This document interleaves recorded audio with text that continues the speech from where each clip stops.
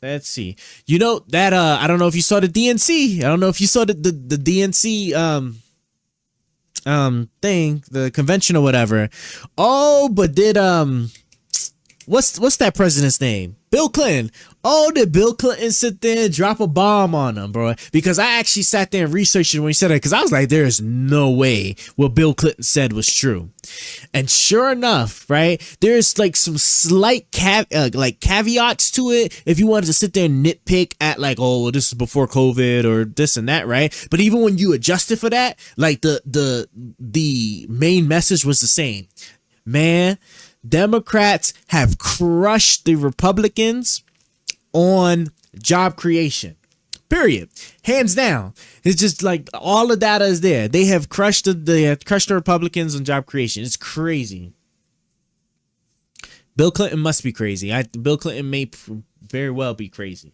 But let's do U.S. economy now. Let's actually see what comes up on U.S. economy. But my God, bro, like we have so much we need to be able to do. My party needs to stop, like drop all these conspiracy things that you got going on and just focus on debt and education. If we could just get those two things in line, I'm telling you, everything else will fall in place. Debt and education. What the hell was I about to spell? Okay, U.S. economy. Let's go. Job reports revision stoke U.S. economy debate. Let's see what we got here. And let me click on the news button here. Job reports revision stokes. Oh yeah, I heard that they also had to do a quick revision. Let's see. So job growth in the U.S. appears to have been weaker than previously understood last year. The Labor Department said Wednesday in an update that inflamed an already heated debate about the state of the U.S. economy.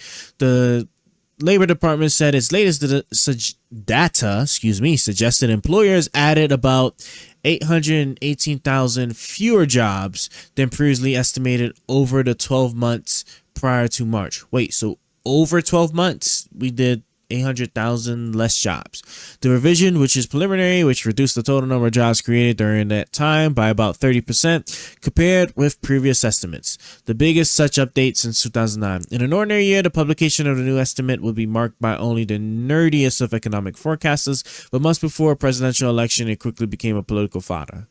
What did the report say? The new estimates suggest monthly job growth about 174,000 instead of the roughly 240,000 previously understood. Most sectors were hit by downward revisions, including information, media, and tech, among other areas. What do you say? No, I never dropped the conspiracy. Conspiracy is basically the people's hammer. Calling out lies is important. Well, if you're going to call out lies, conspiracy is cool to call out lies, but you got to have the data to back it up, because some people just take it too far, like the school shooting guy. I can't, bro. Is it really just getting that late that I'm just like the names that should just be popping up to me? They're just leaving me at the moment.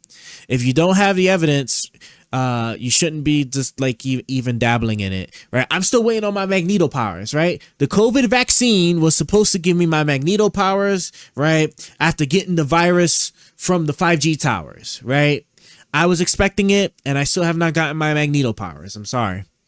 It's just that's just those things. But let's see here. So most sectors, we read that already. That means job growth in the period was even more dependent on government and education such healthcare than we thought. Government, education, healthcare hiring was still strong, but less than that needed to keep up with growth in the working age population. At the end of the day, the revisions implied that the total number of jobs in the U.S. is just 0.5% smaller than previously thought. I'm sorry. Economy is just like it. It's crazy because when you read that article, I would understand if you was jumping back and forth between, well, is the economy doing good or is it not? Are we being fed stuff and then it turns out this is not the case? Or is it that we just, originally thought it was this and it was just slightly off? And so then it just completes right here at just saying that it's just 0.5% smaller than we previously thought. Like economic reporting is just always just like a massive pain. That's why I never try to fixate it too much on it, because if you think about it, job creation really doesn't matter to you unless you're actively in the job market, right? If you're happy with your job right, and you're stable and you're not trying to move or nothing, right, then like you honestly, I mean, honestly, it doesn't matter to you if, like, if there's jobs being made or not. And if anything, right, the you know, there could be potential benefits to that, right? If the that could work both ways. If a lot of jobs are being created, then whenever you want to sit there and you want to bounce, whenever you do decide to bounce, you can just be like, hey, you know, let me just see what's on the job market, right? And if there's not that many jobs like sitting there and be created, right, that means the competition is getting really fierce. So that means now companies are sitting there doing everything they can to try and keep people, especially like the more complex jobs that, like, you know, sit there and deal with any production related systems or things like that, where like any job where like there is like a significant training period for you to like actually get good at your job. Like companies especially hate that. They especially hate losing somebody that they spent, like, you know, a year or 2 years with, that, you know, got a good understanding of the products, the systems or whatever, and then they just and, you know, then they just peace out, right? So then like there's some good negotiating power with you, because like if the job market's tight, then people are gonna, well, companies are probably gonna sit there and try to vie for the best talent. And then again, that could also probably work the other way too, right? A lot of jobs, people are trying to get, well, then again, they just might be wanting to fill a body more than anything. But, you know, most companies, I'm sure, probably want to try to get the best. So try to lure the best. But with that being said, you know, the economy stuff is just like more or less a bit harder to really track with all of the complicated ways that we track the economy. But I'd probably say like probably the most important thing is probably inflation.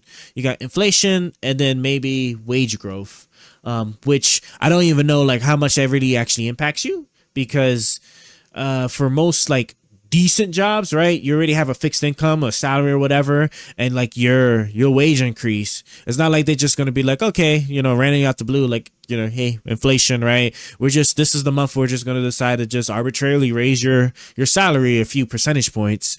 Usually like you're negotiating that, or you're waiting for like an annual time after you've been hired. So from what I've seen, I could be totally wrong on this, right? Maybe there's just some weird job you could have where like they just like all of a sudden out the blue that they just randomly just raise your income or whatever. But I always wondered like how that whole average income thing that they track in the economy and these economy reports, how that actually translates into real world jobs, because I don't ever hear anybody ever talking about like anything like that, unless it's an annual review or negotiated price increase, right? Which is usually tied to annual review, right? Because like if you just got a raise like 2 months ago, you're not negotiating another raise on the third month. Like that's not a thing. I haven't heard of it, at least.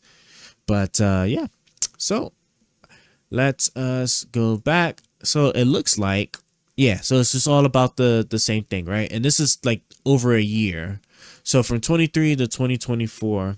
Oh, that's right, because the government, now I understand a little bit more. Yeah. The reason this is coming out the way it's coming out is because the government's fiscal year is in October. So they're wrapping up. They're getting ready to actually wrap up. So September is the very last month before they like just like start the 2025 fiscal year, which is October, which would be in October 2024. So that's why like this report is coming out the way it is, because they're actually getting ready to like actually stop the, you know, stop the stop the scale, or stop the watch. So okay, now I actually, I'm glad I actually remember that.